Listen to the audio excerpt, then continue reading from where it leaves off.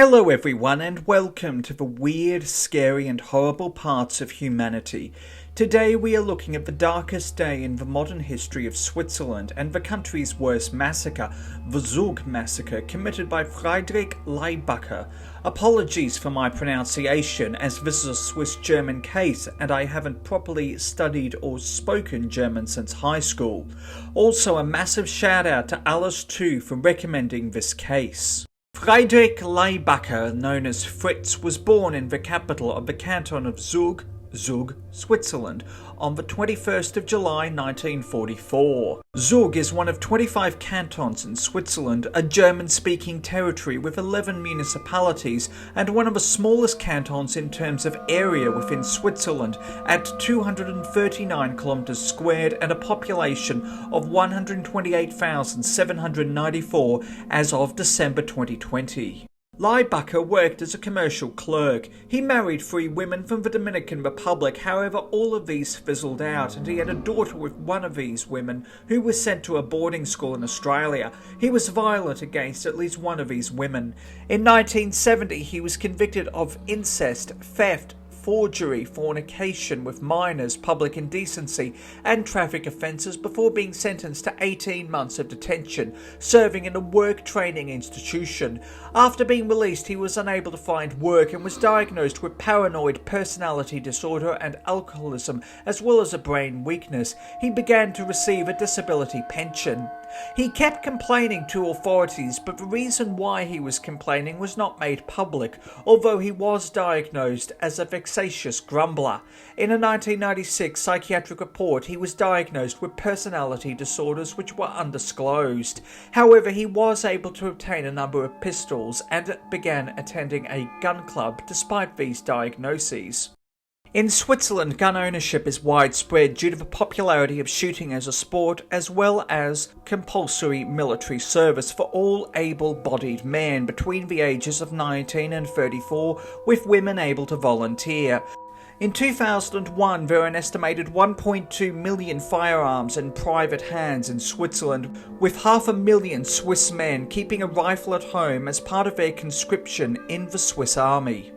In 1998, he was convicted of threatening a bus driver with a gun. The bus driver was employed by the Zugerland Verkehrsbetriebe, the Zug local transport company.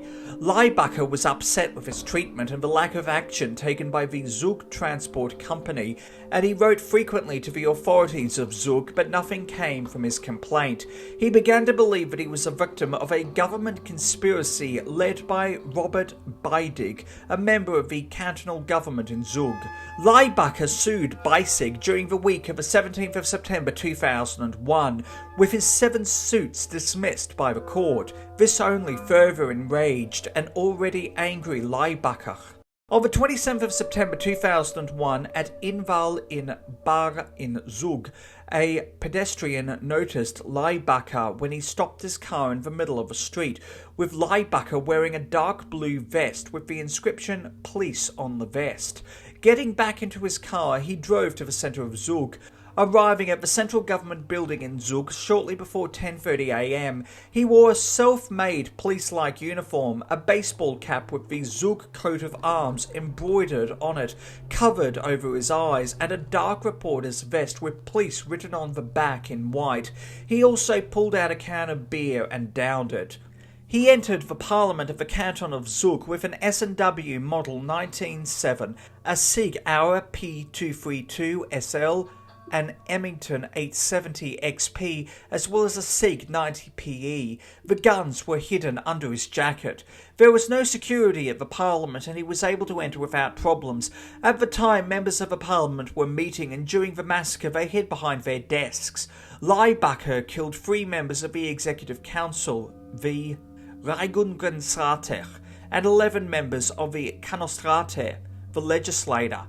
Those killed were President of the Cantonal Parliament, Herbert Arnett, members of the cantonal government, Peter Bossard, Monica Hutter-Hafliger, and Jean-Paul Fleischmann, as well as the cantonal councillors Herbert Arnett, Martin Dobelier, Dolly Hohem-Gantner, Kurt Nussbaumer, Rolf Nussenbaumer, Konrad Hausler, Eirik Irten, Karl Gretner, Willi Weismer, Heinz Guter, and Kaffee Lageneger. Additionally, a further 19 people, including politicians and journalists, were wounded. Hans-Der Hauser, a member of the parliament and analyst with UBS, described the situation as an execution.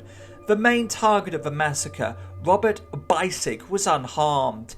At 10:33 a.m, the operations centre of the Zug police were informed by a cantonal councillor who was not in the room at the time of the attack.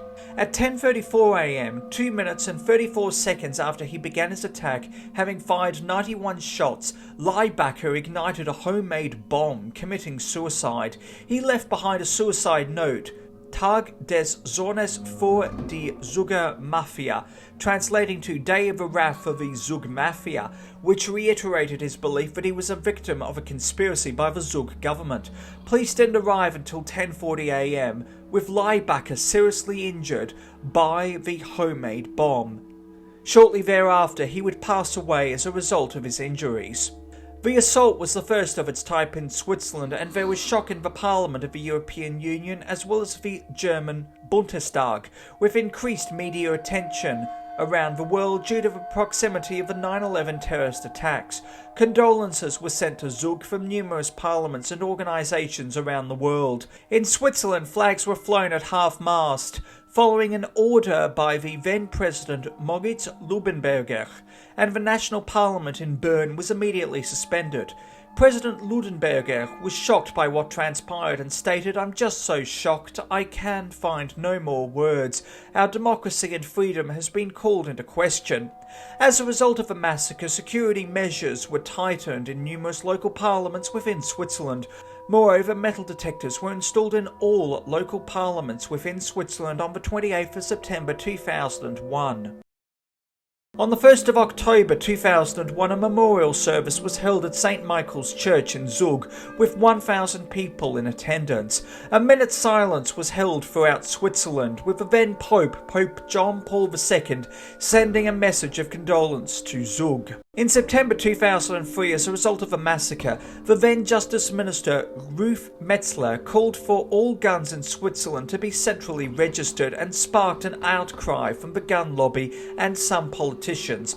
However, this did not manifest, and Switzerland elected not to adopt gun legislation, which was adopted by member states of the European Union.